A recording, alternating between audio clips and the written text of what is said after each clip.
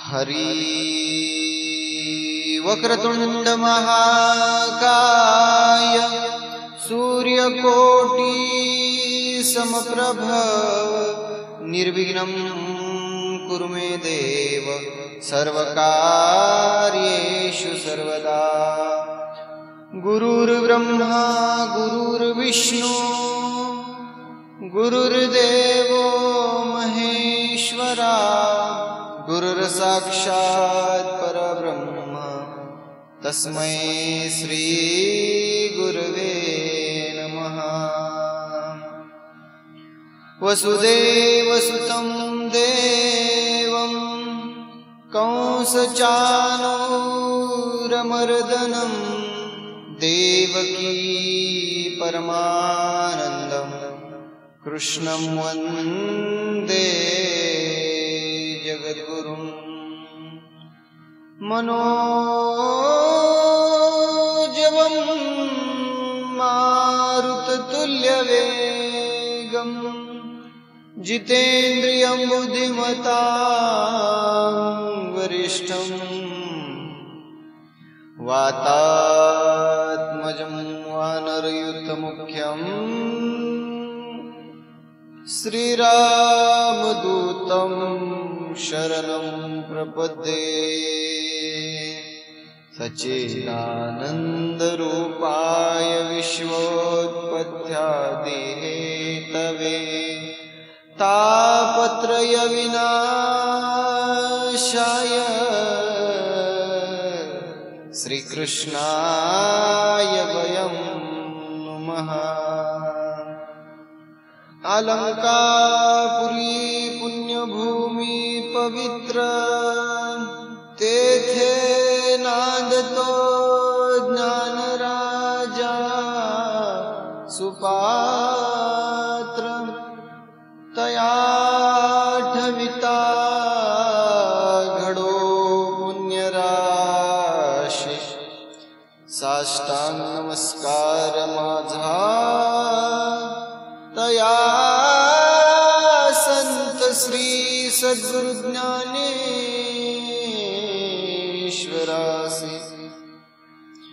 पुंडलीकवरदे हरिविठ्ठल श्री ज्ञानदेव तुकाराम ज्ञानेश्वर महाराज की जय। कपिवर्य महारुद्र हनुमान की जय। अवधूत चिंतन श्री गुरुदेव दत्त। श्री गणेशाय नमः। ओम अत्र देवो भव ओम पितृदेवो भव।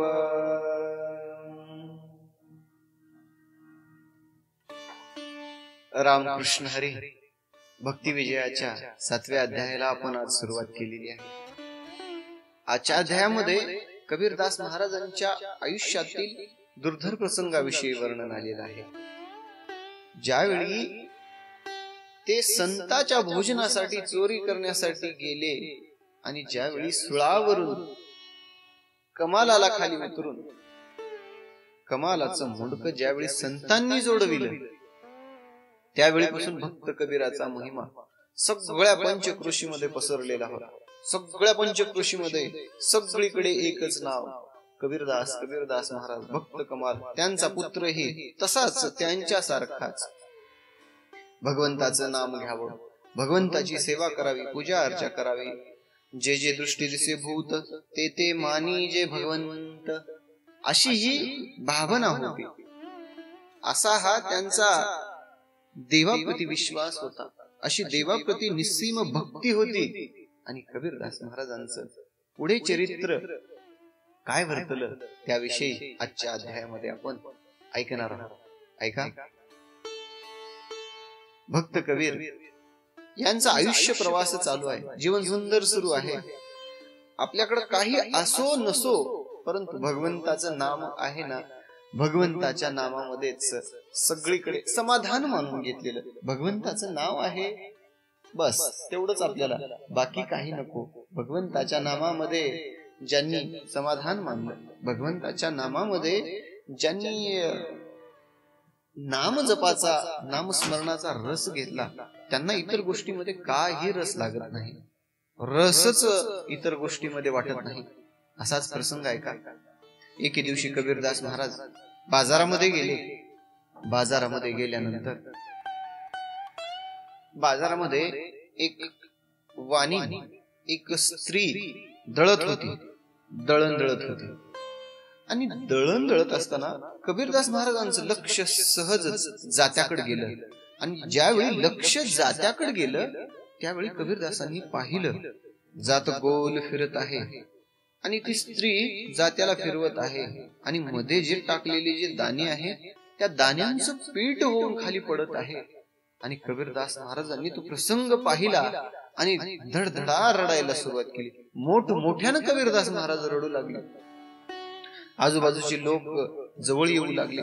कबीरदास महाराज जवळ येऊ लागले. महाराज काय झालं, कोण मारलं तुम्हाला, आम्हाला सांगा, का झालं, का रडताय तुम्ही. कबीरदास महाराजांच्या मनाची द्विधा अशी झाली होती, काय सांगावं यांना. महाराज स्वतःच्या मनामध्ये विचार करत आहे, आपण सुद्धा या संसारामध्ये असंच गुंतलेलो गेलो आहे. असंच या जात्याप्रमाणे आपणही एक दिवस भरडून आपलंही पीठ होणार, आपल्या सुद्धा आयुष्याची राख रांगोळी होणार, आपल्या हातामध्ये काही राहणार नाही. आपण काय करायचं, आपला जन्म कशासाठी झालाय, आपण करतोय काय. आणि आपली अवस्था त्या जात्यामध्ये टाकत असलेल्या दाण्यासारखी आपलं पीठ होऊन खाली पडणार. कबीरदास महाराजांच्या डोळ्यातून अश्रू येऊ लागले, मोठमोठ्याने हंबरडा फोडून रडू लागले. आणि मग आजूबाजूचे लोक विचारत असताना काय सांगावं म्हणून, काय सांगावं. हे काय समजणार आहेत जे स्वतः संसारामध्ये अडकलेले आहेत, ज्यांना स्वतःला उद्धाराचं काही साधन दिसत नाही, ज्यांना स्वतःची मुक्ती करून घेण्याचा या ठिकाणी अट्टहासच नाही किंवा स्वतःची मुक्ती करून घ्यायचीच नाही, यांची अशी स्थिती झालेली आहे. यांना भक्ती, वैराग्य, ज्ञान यासारख्या गोष्टी काय सांगाव्या आणि आपल्या मनाची व्यथा काय सांगावी. कबीरदास महाराज विचार करत आहेत. आणि विचार करत असतानाच नानापुरीचे त्रिविध जन एकमेकाशी बोलती वचन, कबीरासी वेड लागले म्हणून उगची रडतो बाजारी. अरे म्हणले कबीरदास महाराजांना वेड लागलं, वेड. आणि नानापुरीचे लोक बोलत असताना त्या ठिकाणी साधू आले. कोणते साधू आले. तव निपट निरंजन ते समयी अवचित आले ते ठाई, कबीरासे पुसती लवलाही किमर्थ शोक मांडिला. कबीरदास महाराजांना निपट निरंजन महाराज म्हणतात, बाबा काय झालं, का रडतोयस, काय एवढं कोणतं दुःख आहे, काय तुझ्या शरीराला, तुझ्या देहाला, किंवा काय झालं, कशामुळे रडतोयस. त्यावेळी कबीरदास महाराजांना वाटलं संत आहेत आणि भक्ती, ज्ञान आणि वैराग्याच्या गोष्टी संताशिवाय इतर कोणी समजू शकणार नाही. आणि आपल्या समोर संत आलेले आहेत, संताला सांगावं म्हणून कबीरदास महाराजांनी सांगितलं. कबीरदास महाराज म्हणतात, जाते फिरता देखिले जान, त्या माझी पीठ होता तिकन, तैसीची गती मज कारण, भवचक्रात पडिलिया. महाराज जात फिरताना मी पाहिलो आणि त्या जात्यामध्ये जे दाणे टाकत ती होती स्त्री, ते दाणे भरडत भरडत भरडत त्या दाण्याचं पीठ होत होत. आणि त्या दाण्याप्रमाणेच माझीही स्थिती होणार आहे. आणि या भवसागरामध्ये मी पडलो आहे, माझी अवस्था अशीच होणार आहे. त्यावेळी संत काय म्हणतात बघा, विष्णू भक्ता, तुझ्या मनामध्ये जो संशय आहे तो मी दूर करतो. ह्याच प्रश्नाचं उत्तर आहे ना तुला, की असं का घडतंय. संसारामध्ये जन्माला आलेला जीव प्रत्येकाला एक दिवस मरायचा आहे, परंतु प्रत्येक जात्यामध्ये टाकलेला दाना भरडतोच का. त्याचं उत्तर साधू सांगतात,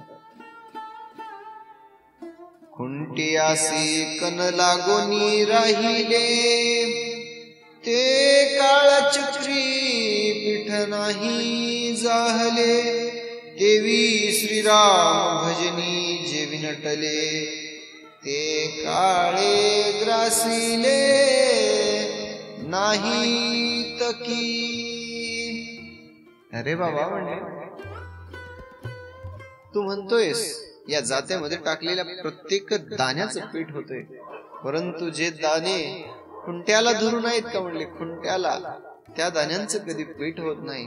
तसंच या आयुष्यामध्ये, या देहामध्ये जन्माला येऊन ज्यांनी भगवंताच्या भक्तीचा ध्यास घेतला, ज्यांनी भगवंताची भक्ती केली, ज्यांनी पूजा अर्चा केली, ज्यांनी नामस्मरण केलं, 9 विधा भक्तीपैकी कुठलीही एक भक्ती केली किंवा बाकी सोडा, आयुष्यामध्ये एक नियम ठेवला आणि त्या नियमाला अनुसरून राहिले, तर त्यांच्या आयुष्याचं सार्थक झालं.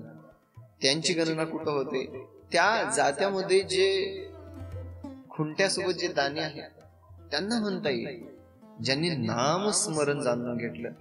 नामस्मरणाचा या ठिकाणी ज्यांच्या जिभेला रस लागला, ज्यांना कळालं, देवे दिला देह भजना गोमटा, भगवंतांनी हा देह कशासाठी दिलेला आहे आणि या देहाचं आपण करतोय काय. एक नियम ठेवा आयुष्यामध्ये, आपल्या आयुष्याचं जर सार्थक करून घ्यायचं असेल तर आयुष्यामध्ये एक नियम ठेवा. भगवंत स्वतः सांगतात, नित्य नेम नामी ते प्राणी दुर्लभ, लक्ष्मी वल्लभ तया जवळी. संतांच्या रचना आहेत. संतांनी सांगितलं, नित्य नेम, ज्यांचा नित्य नेम आहे का तो दुर्लभ आहे, दुर्लभ. आणि भगवंत स्वतः त्याच्या जवळ असतात, सदा जवळी. लक्ष्मी वल्लभ सदा जवळ राहतात. नित्य नेम ठेवा.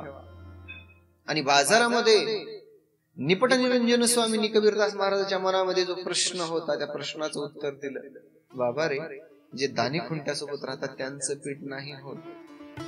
आणि मग कबीरदास महाराजाला सांगितले, तू तर वैराग्यवान आहेस, वैराग्य आहे तुझ्याकडे, तुझं पीठ कसं होईल, तुझ्या देहाचं वाटोळ कसं होईल. आणि तू तरी सत्वधीर वैराग्यशील, शांती क्षमेचा होस अचळ, आणि स्वप्नीचे भय देखोनी तळमळ, व्यर्थ कासया करीतोसी. व्यर्थ तळमळ करू नको बाबा, व्यर्थ तळमळ करू नको. आणि कबीरदास महाराजांना पटलं. कबीरदास महाराजांनी म्हणले, भगवंताच्या भक्तीमध्येच आनंद आहे, भगवंताच्या भक्तीमध्ये सुख आहे, समाधान आहे, भगवंताची आपण भक्ती करूया. आणि मग असंच दिवसामागे दिवस गेले. काही काळ उलटून गेला आणि कबीरदास महाराज एके ठिकाणी शांत अवस्थेमध्ये बसलेले असताना माणसाने एकांत ठिकाणी जाऊन बसावं, शांत जाऊन बसावं, स्वतःच्या मनाला प्रश्न विचारावे. स्वतःच्या मनाला विचार येतात. तसंच कबीरदास महाराज एका ठिकाणी जाऊन बसल्यानंतर त्यांच्या मनामध्ये विचार आला की आपण इथपर्यंत जीवन जगलो, आपल्या आयुष्यामध्ये गुरु नाही, आणि मी माझ्या आयुष्यामध्ये गुरु केला नाही, आणि गुरु विना माझं आयुष्य काय सांगितलेलं आहे शास्त्रांनी. महिपती महाराजांनी इतकं गोड वर्णन केलेलं आहे. ओव्या ऐका. ज्यांच्या आयुष्यामध्ये गुरु नाही का त्यांचं जीवन कसं आहे, ग्रंथकर्ते काय म्हणतात ऐका. कांते विन प्रपंच करणे, मंदिर शून्य बाळकाविने, कुंकुम विने अलंकार देणे, व्यर्थ जैसे दिसतसे. कांते विन संसार दोघांचा असतो, पती पत्नी आणि दोघांचा संसार असतो. पत्नी विन संसार, पत्नी विन संसार केलेला. किंवा सांगतात, पुढचं उदाहरण, एखाद्या स्त्रीनं गळ्यामध्ये भरपूर या ठिकाणी दागदागिने घातलेले आहेत, भरपूर, परंतु कुंकुम विने अलंकार लेणे व्यर्थ जैसे दिसतसे. कुंकू लावलेलं नाही, कुंकुम विने काय तिच्या व्यर्थ आहे ते कुंकुम विना. किंवा याचा अर्थ असाही घेता येईल, जोपर्यंत त्याच्या सौभाग्याचं कुंकू तिच्या कपाळावरती आहे, भाळावरती आहे, तोपर्यंतच तिच्या जीवनाला खरा अर्थ आहे. आणि मग ग्रंथकर्ते सांगतात की भरपूर कुंकुमविन दागिने, किंवा पुढे म्हणतात फळे न येता वृक्ष वाढला, की पुरुषार्थ विन राव जन्मला. लवण नसता स्वयंपाक केला, व्यर्थ जैसा लवण. पुरुषार्थी विन राव जन्मला. पुरुष आहे पण त्याच्या अंगामध्ये पुरुषत्वच नाही. काय फायदा आहे त्या पुरुषाचा, काय अर्थ आहे त्याच्या जीवनाला. किंवा लवणाविन स्वयंपाक केलेला आहे, संपूर्ण पंचपक्वान केलेले आहे, परंतु त्या पंचपक्वानामध्ये लवणच नाही, मीठच टाकलेलं नाही. काय अर्थ आहे त्या पंचपक्वानाला. तसंच ग्रंथकर्ते सांगतात, कबीरदास महाराजांच्या मनामध्ये विचार येत आहे, आयुष्य विन तारुण्य शरीर, की द्रव्या वाचोनी सावकार. महत्वा वाचुनी कारभार, व्यर्थ कासया उगाची. तारुण्य अवस्था आहे, परंतु त्या तारुण्य अवस्था त्याला आयुष्यच नाही हो. तारुण्य अवस्था आहे परंतु आयुष्य नाही, काय फायदा आहे. किंवा म्हणले एखाद्याला लोक उगच म्हणतात, म्हणजे या सावकार बसा, पैसा नाडका त्याच्याकडे, त्याला उगच रिकामा सावकार म्हणतो. गावामध्ये असतेच बघा, उगच एखाद्याला सरपंच या बसा, मग होऊन जाऊ द्या काही चहा पाणी. म्हणजे एखाद्याला उगच पदवी द्यायची हो, एखाद्याला उगच म्हणायचं या भावी मंत्री आमदार साहेब या या या या, आज खर्चा आमदार साहेबाकडून. त्याला आमदार म्हणलालीत हो, त्याला भावी नगरसेवक म्हणलालीत, हे भावी सरपंच म्हणलालीत, परंतु त्याच्या खिशामध्ये पैसा नाडका. मग त्या पदवीला किंवा त्या सावकाराला काही अर्थ आहे का, ज्याच्याकडे पैसाच नाही. आणि पैशा विन सावकार, ग्रंथकर्ते सांगतात. गोड उपमा देऊन महिपती महाराज सांगत आहेत, कना वाचुनी जैसी कनसे, धान्या वाचुनी शून्य, धन्या वाचुनी शून्य परिवार दिसे. प्रेमा वाचुनी कीर्तन जैसे, गोरियाचे गायन. पहिल्या कटाकणीमध्ये काय सांगितलेलं आहे, भरपूर मोठी मका आली आहे, भरपूर या ठिकाणी कंस लागले तेवढे मोठे, परंतु त्या कंसाला दाणेच लागले नाही. काय फायद्याचे आहेत कंस. किंवा ग्रंथकर्त्यांनी त्याच्यापेक्षाही पुढे जाऊन उदाहरण दिलं. आयुष्यामध्ये सगळं काही आहे, पद पैसा अडका सोनं नाणं प्रतिष्ठा सगळ्या गोष्टी आहेत, परंतु त्या स्त्रीच्या आयुष्यामध्ये धनी नाही, धनी तिचा पती नाही. सगळ्या विश्वाचं सुख तिच्या समोर आणून ठेवावं, परंतु तिच्या आयुष्यामधला पती परमेश्वर तिच्या आयुष्यामधून निघून गेला ना, बाकी कुठल्या गोष्टीला तिच्या दृष्टीमध्ये किंमत नाही. जगाची कितीही सौख्य, धन्या वाचुनी संसार, धनी गेला ना, संसाराला काही किंमत नाही. उगाच जगणं म्हणजे त्या लेकरांसाठीच जगणं. ग्रंथकर्ते बघा किती खोल या ठिकाणी उदाहरण देऊन सांगतात. ग्रंथकर्ते पुढे म्हणतात, प्रेमा वाचुनी कीर्तन जैसे गोरियाचे गायन. एखादी महाराज कीर्तन करलेला आहे, पक्कोळ कीर्तन करलेला आहे, रंगात आले कीर्तन, परंतु मनामध्ये गोडी नाही. कीर्तनाची आवड नाही मनामध्ये, काय फायदा आहे त्या कीर्तनाचा? जैसे गोरियाचे गायन. पारधी काय करतो? पक्ष्याला पकडण्यासाठी किंवा प्राण्यांना मनमोहित करण्यासाठी गायन करतो, परंतु ते गायन काय कामाचं? मनातून केलेलं गायन आहे का ते? त्या प्राण्यांना, त्या पक्ष्यांना त्या गायनाने मोहित करून त्यांना पकडण्याचा उद्देश आहे. ते गायन काही कामाचं नाही. किंवा मर्यादे विन मित्रपण की भूतदये विन जैसे ज्ञान की अनुतापे विन संन्यास ग्रहण व्यर्थ कास या करावे. एखादा ज्ञानी मनुष्य आहे, खूप चांगलं या ठिकाणी कीर्तन करतो, कथा सांगतो, परंतु मनामध्ये भूत दया नाही. एखाद्या प्राणी मात्राविषयी त्याच्या मनामध्ये दया नाही. कुत्र बघितलं घ्यायचं थोडं की कुत्र्याला हाणायचं. काही जणांच्या खोडी असल्या राहतात बघा, सांगतो त्या कुत्र्याने ह्याला काही करू द्या नाही करू द्या, काहीच देणं घेणं नाही.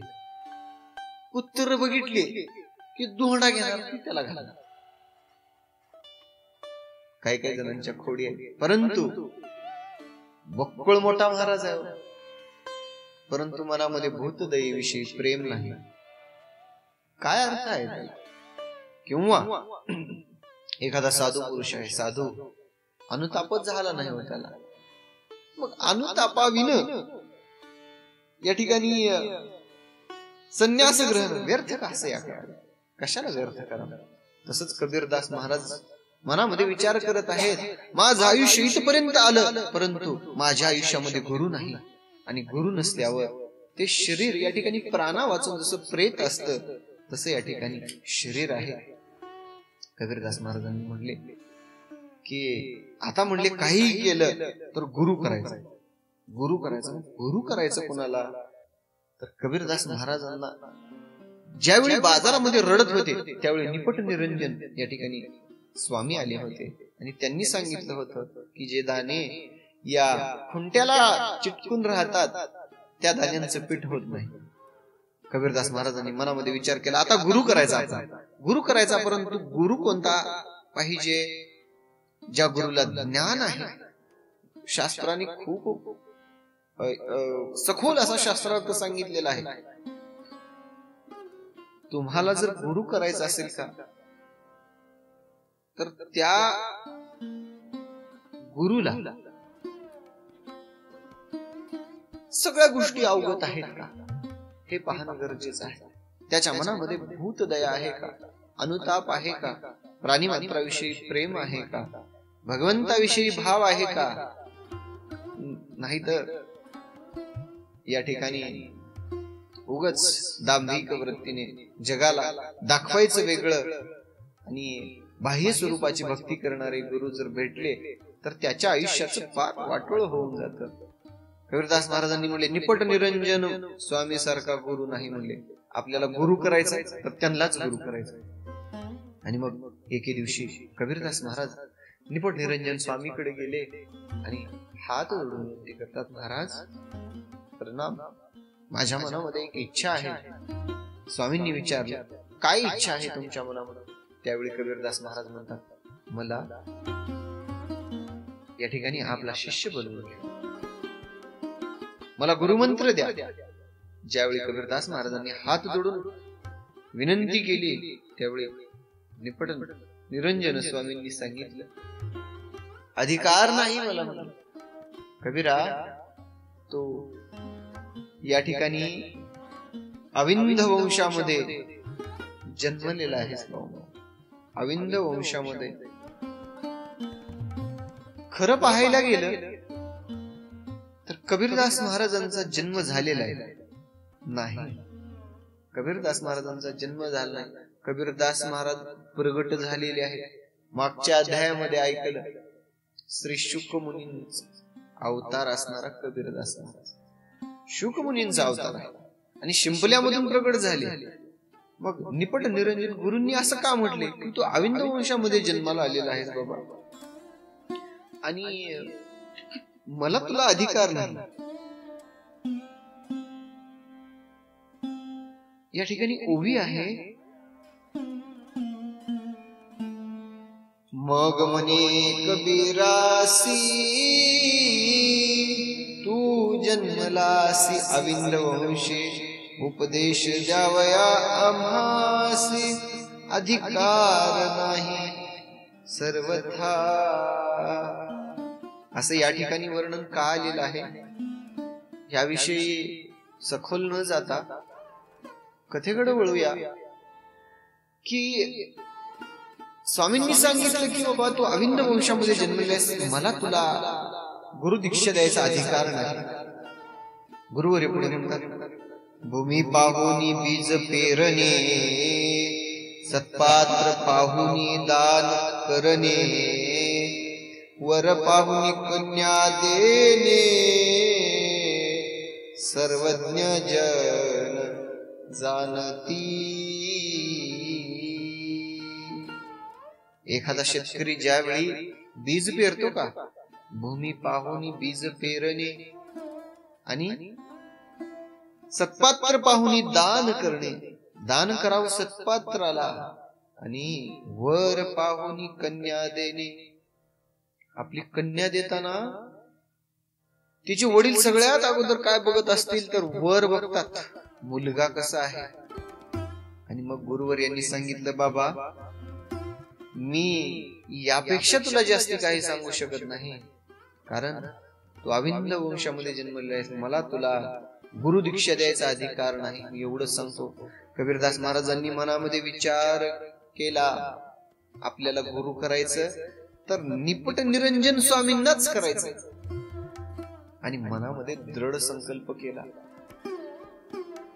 आणि असं म्हटल्यानंतर आश्रमाला गेल्यानंतर निपट निरंजन स्वामी दूर गुहेमध्ये जाऊन बसले, न बोलता. कबीरदास महाराजांनी मनामध्ये विचार केला, आता आपणाला तर गुरु बनवून घ्यायचं आहे, परंतु गुरुवर्य तर या ठिकाणी मानायला तयार नाही. आता काय करावं, आपण काय करावं. परंतु मनाशी ठाम निश्चय केला होता. ज्ञानेश्वरीमध्ये एक खूप सुंदर ओवी ज्ञानोबा रायांनी लिहिली आहे. मातीचा द्रोण केला आणि तो कोळी या भाव फळला, आणि त्याच ओवीचा आधार घेऊन या ठिकाणी ग्रंथकर्त्यांनी सांगितलेले आहे की कबीरदास महाराजांच्या मनामध्ये निश्चय केला आणि काही केलं तर गुरु तोच करायचा.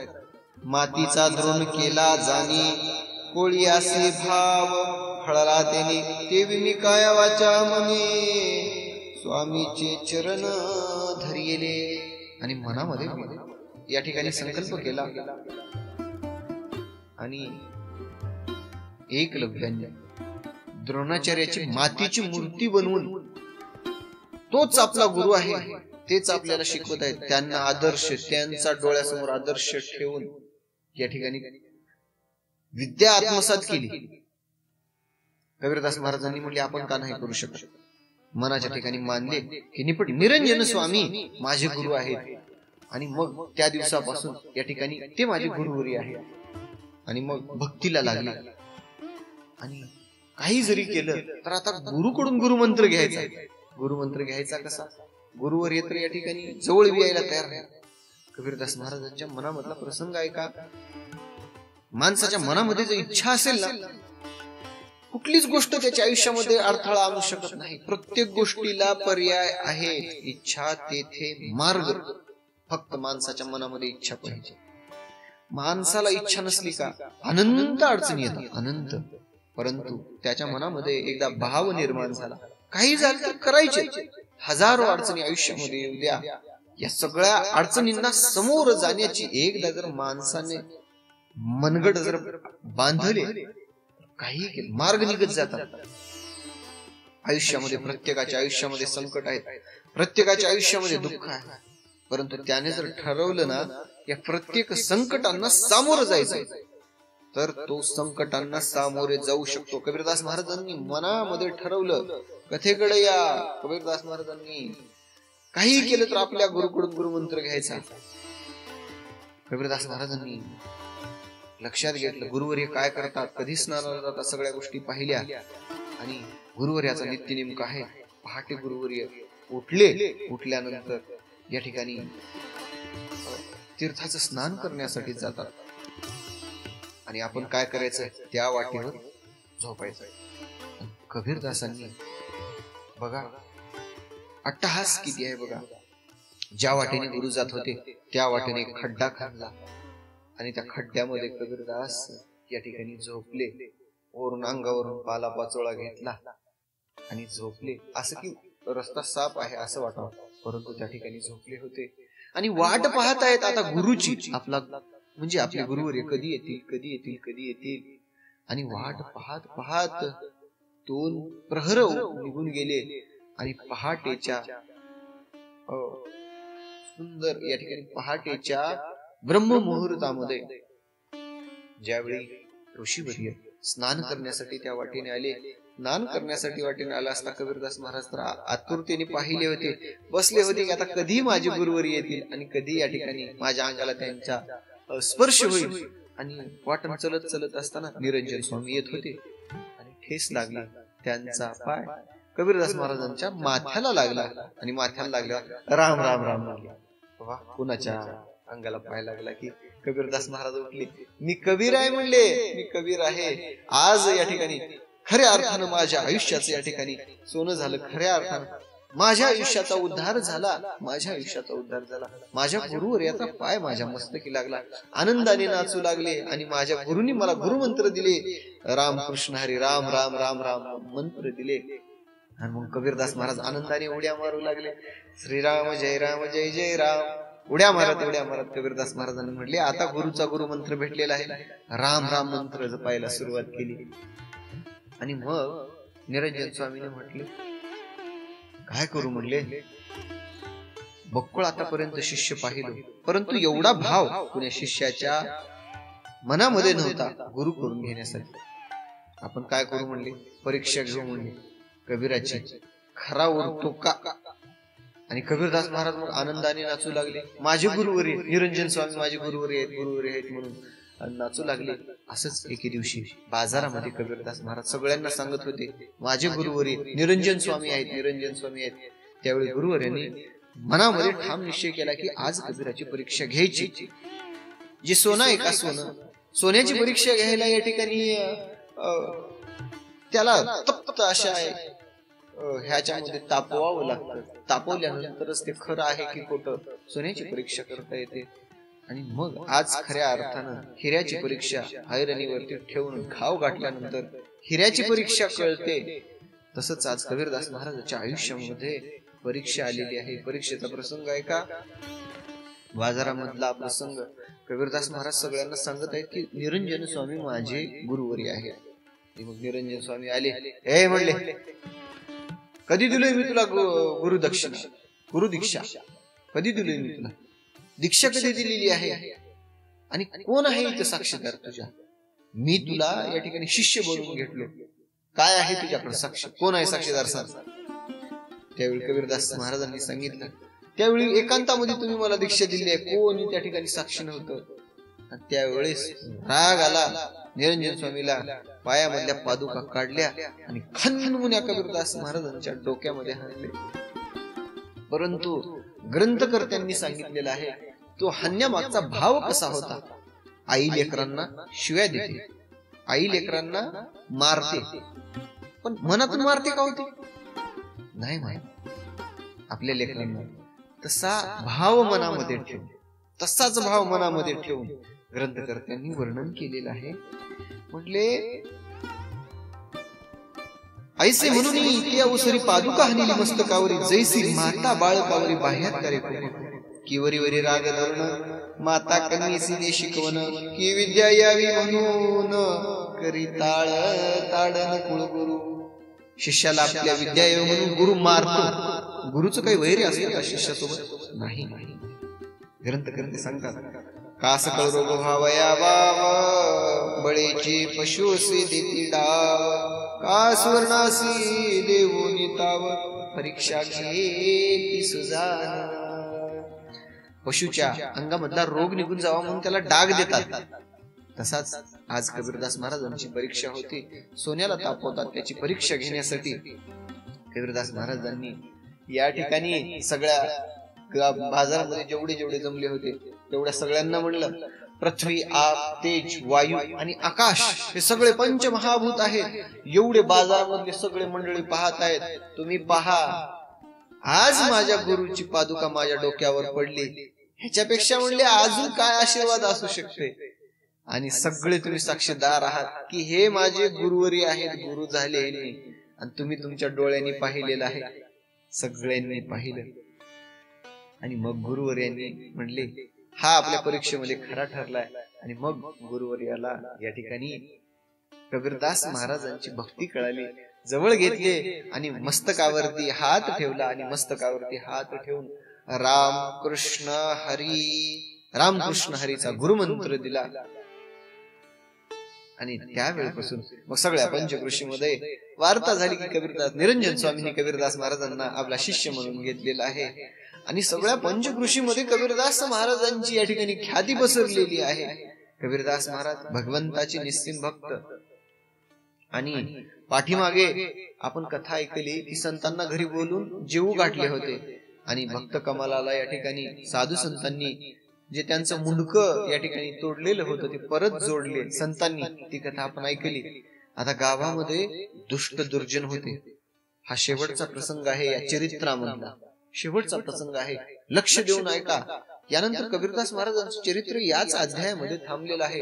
पुढच्या अध्यायामध्ये ज्ञानेश्वर महाराजांचं या ठिकाणी चरित्र माऊली माऊली माऊली आपण पाहणार आहोत. या अध्यायामधला हा शेवटचा प्रसंग आहे कबीरदास महाराजांच्या आयुष्यामधला. त्यांची परीक्षा गावातल्या कुटीळ लोकांनी कसे घेतली. कुटाळा लोक असतात गावामध्ये. एखादा ज्ञानी असेल, ज्ञानी जे खळ आहेत, दुष्ट आहेत, दुर्जन आहेत, त्यांना वेदांताचं ज्ञान असणारा पुरुष या ठिकाणी आवडत नाही. ब्रह्मज्ञानाच्या गोष्टी त्यांना आवडत नाही. आणि कबीरदास महाराजांची पंचकृषीमध्ये वार्ता पसरलेली होती की या ठिकाणी संतांना या ठिकाणी जीव घालतात. संतांना जीव घालून संतांच्या महिमा कबीरदास महाराजांनी त्यांची तृप्ती केली. महिमा पंचकृषीमध्ये वाढवला होता. आणि त्यांची ही झालेली ख्याती पाहून कुटीळ लोकांनी ठरवलं आता कबीराची परीक्षा घ्यायची. त्यांनी परीक्षा कशी घेतली. पंचकृषी मधले जेवढे जेवढे पूर्व, पश्चिम, दक्षिण, उत्तर चारी दिशेकडे जे जे संत आहेत, महंत आहेत, अधिपती आहेत, मठाधिपती आहेत, सगळ्यांना आमंत्रण पाठवली. मूळ पत्रिका पाठवली. दिनांक या तिथीवरती या शुभ मुहूर्तावरती तुम्ही आमच्या घरी स्नेह भोजनासाठी यावं म्हणून गावातल्या लोकांनी ठरवलं. आता कबीराच्या घरी एवढ्या संतांना बोलवायचं. ह्यालाच खायला काय नाही, एवढ्याला काय जीव घालणार आहे. आणि सगळे संत आले. आणि ह्यानं त्यांची जर व्यवस्था केली नसेल तर ह्याला संत नक्की शाप देतील. कुटाळ भावनेनं, वैर भावनेनं या ठिकाणी संतांना बोलावलं, सगळ्यांना आमंत्रण पाठवलं. आणि आता मजा पाहायला बसले. ग्रंथकर्त्यांनी दोघांची उपमा दिलेली आहे. नारद मुनी कळ लावून कसं बघत बसत, नारद मुनींची. आणि दुसरी एक उपमा दिली शकुनीची. कौरव पांडवांमध्ये युद्ध लावायचं आणि दुरून बघायचं. महाभारताच्या सुद्धा कथा आपण येणाऱ्या काळामध्ये पाहणार आहोत. भक्ती विजय संपल्यानंतर आपण पांडव प्रताप घेऊ.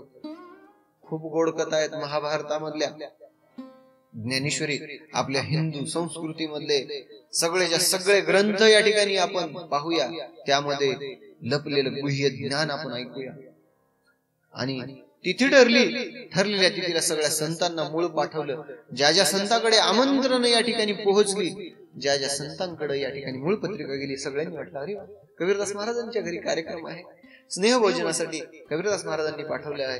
प्रणाम करून सगळ्यांनी ज्या तिथीला सांगितलेलं होतं त्या तिथीला सगळेच्या सगळे संत आले. आणि आता गावातले जे कुटाळ लोक बघलाले, हजारो संत आले.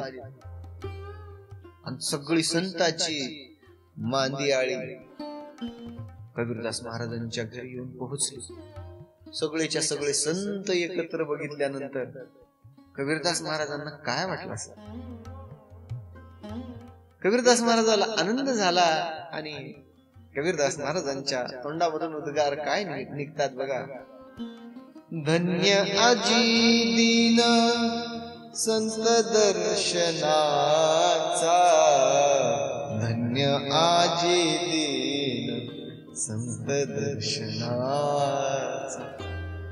अनंत जन्मीचा शीन गेला, अनंत जन्मीचा शीन गेला, मज वाटे त्यासी आलिंगन द्यावे,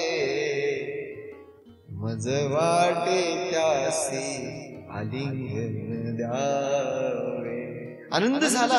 सगळ्या संतांना डोळ्यासमोर पाहिलं आणि एवढ्या सगळ्या संतांची या ठिकाणी पाहिलं, सगळ्यांना प्रणाम केला आणि भगवंतांनी श्रीरामचंद्र प्रभूंनी जाणलं कबीरांच्या घरी आता एवढे संत आलेले आहेत, एवढ्या संतांची सोय कशी करायची. हजारो संतांची मांदियाळी आलेली आहे.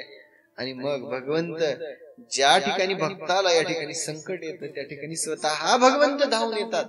स्वतः भगवंत धावून आले, हजारो कबीरांचं रूप घेतले आणि दुष्ट दुर्जन लांबून पाहत आहेत, गावातले लोक पाहत आहेत. हजारो संतांना, कोण्या संतांना कबीरदास महाराज जीव घालत आहेत, कुणाला स्नान करण्यासाठी घेऊन जात आहेत, कुणाची या ठिकाणी पाय दाबत आहेत, कुणाला या ठिकाणी तुम्ही मला तत्वज्ञानाच्या गोष्टी सांगा म्हणून ऐकायला बसलेले आहेत, कुणाची या ठिकाणी चरण दाबत आहेत, कुणाला प्रणाम करत आहेत, कुणाला या ठिकाणी भांग या ठिकाणी मळून देत आहेत, कुणाची काही प्रकारे हजारो संतांची सेवा करत आहेत, कुणाचं या ठिकाणी भेट घेत आहे. त्या दुष्ट दुर्जनांनी पाहिलं आणि मग त्यांच्या लक्षामध्ये आलं खऱ्या अर्थानं कबीरदास महाराज भगवंत साई आहे. यांना सगळ्यांना आश्चर्य वाटलं, गावातल्या लोकांना सुद्धा आश्चर्य वाटला आणि सगळ्यांना नवल वाटलं. आणि मग सगळ्यांनी प्रचिती आल्यानंतर म्हणून रामेश्वर चरणी मस्तक ठेविले. कळाल्यावर तर माणसाने चूक मान्य करत रामेश्वर बुवांनी त्याच्या चरणावरती माऊलींच्या मस्तक ठेवलं. माऊली चुकलं माझं. तसं सगळ्यांना कळालं की आपलं चुकलेलं आहे आणि सगळ्यांनी कुटिळपणा सोडून दिला. संतांच्या आयुष्यातलं चरित्र पहा. अडचणीमध्ये त्यांना आणायला कितीही जाऊ द्या, देव त्यांना सहाय्य होतो. मनामध्ये निस्सीम भाव आणि मनामध्ये निस्सीम भक्ती झाल्यानंतर बाकीच्या गोष्टींची गरज पडत नाही. जातीवेळी एकच गोष्ट सांगावीशी वाटते. या जन्माला आलेल्या प्रत्येक जीवाच्या आयुष्यामध्ये, प्रत्येक मनुष्याच्या आयुष्यामध्ये संकट आहे. संकट कुणाच्या आयुष्यामध्ये सुख नाही. पैसा आहे त्याच्याकडे आरोग्य नाही, आरोग्य आहे त्यांच्याकडे पैसा नाही. ज्यांच्याकडे पैसा आहे, आरोग्य आहे, दोन्ही आहे, त्यांना विश्रांतीसाठी वेळ नाही क्षणभर. कुणाला संतान नाही, हजारो प्रकारचे दुःख आहे. परंतु माणसाने एक विचार करावा, आपुला तो एक देव करुणी घ्यावा. आपला तो एक देव करून, तो भगवंत आहे. त्यांच्यावरती सोडा सगळं. तुमच्या आयुष्यामध्ये जे काही कष्ट असतील, जे काही दुःख असतील, भगवंता देवा करता करविता तू आहेस. मी माझ्या आयुष्याचे सगळे सूत्र तुझ्या हातामध्ये दिलेत भगवंता, तू कर. आता काय करतोस ते तू कर देवा. आणि चालविणारा करता करविता भगवंता. आणि मग सगळी सूत्र भगवंताकडे समर्पित करावी. तुमच्या आयुष्यातल्या प्रत्येक दुःखाचं निवारण भगवंत करतील. हे चरित्र कबीरदास महाराजांचं आहे. त्यांच्या आयुष्यामधलं आलेलं संकट भगवंतांनी निरसन केलं. तुमच्याही आयुष्यामध्ये तुमची जर भक्ती असेल तर तुमच्याही आयुष्यामध्ये भगवंत तुमच्या कष्टाचं निवारण करतील. जाण्याच्या अगोदर कथा संपवण्याच्या अगोदर एक गोष्ट सांगावीशी वाटते. बोलण्याच्या ओघात काही शब्द चुकीचा गेला असेल, उदार अंतकरणाने माफ करा. जे चांगलं आहे ते तुमच्यापाशी ठेवून घ्या, जे वाईट आहे ते माझ्यापाशी द्या. काय चूक झाली असेल सांगा, कळवा. झालेली सेवा भगवंताच्या चरणी समर्पित करून आजच्या कथेला या ठिकाणी इथंच पूर्ण विराम देऊया. रामकृष्ण हरी. पुंडलिक वरदे हरी विठ्ठल श्री ज्ञानदेव तुकाराम ज्ञानेश्वर महाराज की जय. कपिवरी महारुद्र हनुमान की जय. अवधूत चिंतन श्री गुरुदेव दत्त वासुदेव हरी. रामकृष्ण हरी. कथा सर्वांपर्यंत पोहोचवा. भक्ती विजयाच्या संपूर्ण ही विस्तृत कथा युट्यूबला कुठंच उपलब्ध नाही आहे. त्यासाठीचा आपला हा सुंदर प्रवास. जे कोणी भाविक भक्त असतील त्यांच्यापर्यंत कथा पोहोचवा, चॅनल पोहोचवा. व्हिडिओला लाईक करा, शेअर करा, चॅनलला सबस्क्राईब करा, घंटीला प्रेस करा, जेणेकरून अध्याय अपलोड केलेला सर्वप्रथम तुमच्यापर्यंत पोहोचेल. या ठिकाणी रामकृष्ण हरी. इथंच थांबूया. आदेश.